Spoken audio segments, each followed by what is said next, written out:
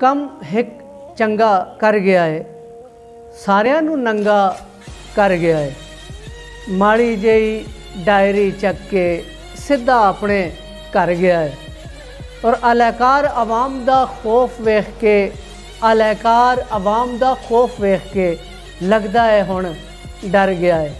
वो कौन सी जिन्हें अग लाई सी, वो कौन सी जिन्हें अग लाई सी, वरे किथे वड़ गया है। कप्तान ने कहा सी मैं खतरनाक हो जासा, कप्तान ने कहा सी मैं खतरनाक हो जासा।